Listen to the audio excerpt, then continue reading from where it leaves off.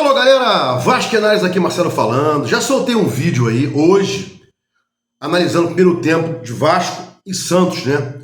Santos e Vasco, mas pelo bom jogo do Vasco, pelo predomínio, posse de bola, até então 1-0 só, né? Salvo engano, gol que não acaba mais. Poderia ter saído sétimo com um Puma agora, né? No belíssimo passo de calcanhar do PH. Era Santos e Vasco, mas parecia Vasco e Santos, né? Bom, duas coisas aí saltaram os olhos, né? Choro do Neymar e o Vasco saindo do ZR, né? São os títulos mais importantes aqui. Fatalmente será um dos dois títulos do meu vídeo aí, né? Bom, com 1 minuto de jogo do segundo tempo, o Lucas Freitas já falhava, né? Para quem vê aí 6-0, o Santos teve duas jogadas primordiais no segundo tempo, no comecinho, né? Com falhas reiteradas do PH em 2 lances e do Lucas Freitas em 1, né? O Vasco tinha que picar essa bola. O Vasco veio muito devagar para o segundo tempo, Santos partiu para cima e o Vasco não conseguia quebrar essa linha para jogar, né? Tentava tocar a bola ali atrás, não era bom isso, o PH errou, né? E eu pedia para o time quebrar essa bola, né? E o Diniz novamente começou a gritar, né? Vamos jogar e tal, não sei o quê. Parece que o Vasco só joga quando recebe gritos do seu treinador, só pega no tranco, né?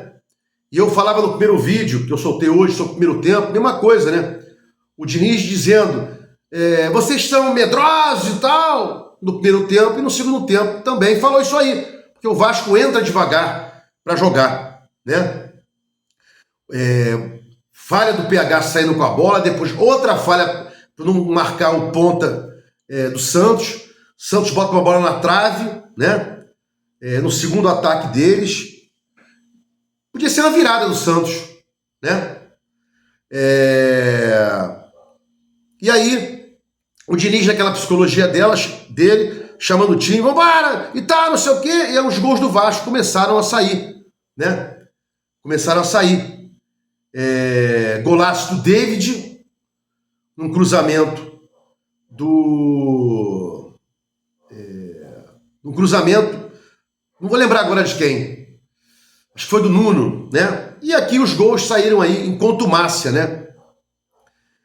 David, depois Couto também fez, Tietê, mais um do David, salvo engano, né? Muito gol. O jogo acabou agora.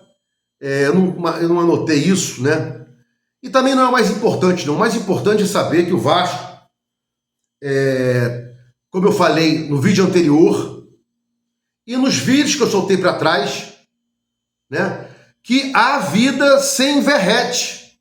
O Vasco não faria esse jogo rápido, com toques de bola, com chegadas rápidas, sem os toques de David, Nuno, Couto, Tietê, né?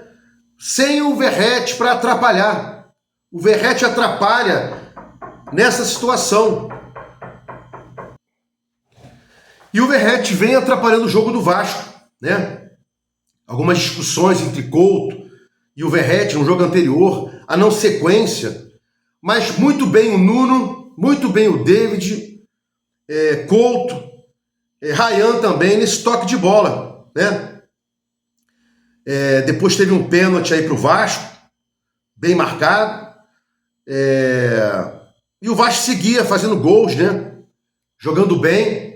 Nessa situação, não dá a transição para o Santos e partir com ela rápido, né? Com os jogadores todos avançando para dissipar a marcação do adversário. E com o Verratti, isso não é possível. E eu falava aqui, né, para o torcedor, há jogo sim sem o Verratti.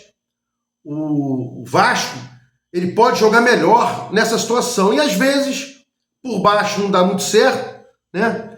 Pode ter aí o Verratti para um segundo tempo. Mas eu tenho certeza que o Diniz, mesmo com essa boa apresentação do Vasco, mesmo com esse time jogando bem, com toque de bola, com transição rápida, sem o elemento Verratti para atrapalhar, que o Verratti ajuda fazendo gols, mas não nessa transição, nesses toques de bola. Mas eu tenho certeza que o Diniz vai voltar com o Verratti, né? Mesmo com essa boa apresentação, reitero aqui, não deveria ser assim. Torço para que não seja assim, seja um elemento para ajudar, né? Para mudar um jogo, num abafa, né?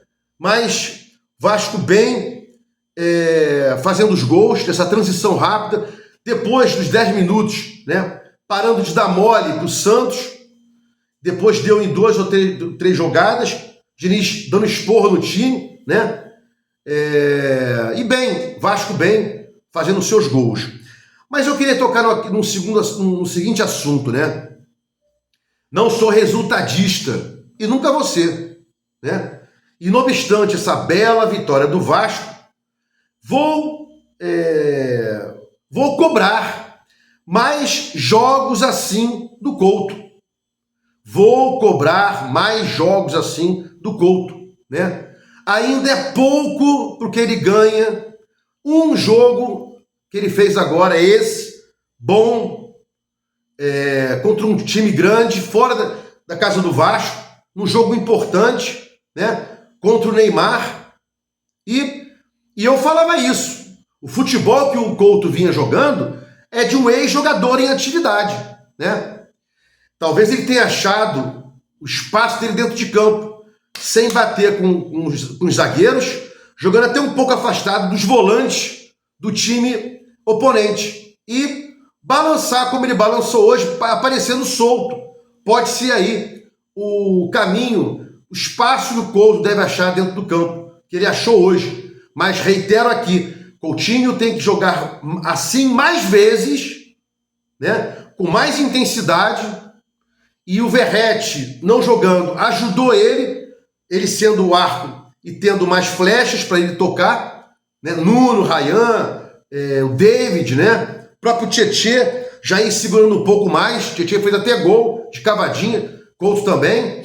Mas reitero aqui, não sou resultadista e não vou analisar o Couto, que está devendo muito ainda por esse jogo contra o Santos agora. Vou esperar e vou cobrar mais jogos assim. O 10, que ganha acima de R$1 milhão, né? A média que a gente fala aí dos canais dizendo que ele ganha 1,7, 1,5, tem que fazer isso, pelo menos jogo sim, jogo não. E o jogo sim em casa tem que fazer sempre isso aí, né? Parar de se machucar, ter mais inteligência e tirar essa cisma que quem analisa o futebol, que quem acompanha o Vasco em todos os jogos, né, percebe que ele vem sem intensidade, jogando algumas vezes, tem que jogar mais assim. Então, hoje, parabéns. Eu tenho que falar parabéns, Coutinho, mas vou exigir que ele jogue mais. E ele precisa jogar mais do que isso, mais vezes, né, em mais jogos grandes. Inclusive na Copa do Brasil aí, né, na continuidade da Copa do Brasil. Isso vai ser importante para o Vasco, né? Bom, se gostou dos comentários, inscreva aqui no meu canal Vasco Análise, dá um like para mostrar o YouTube engajamento, sininho para mostrar o YouTube que você quer receber os vídeos. Quando for ao ar, Vasco Análise, fiquem com Deus e até o próximo vídeo.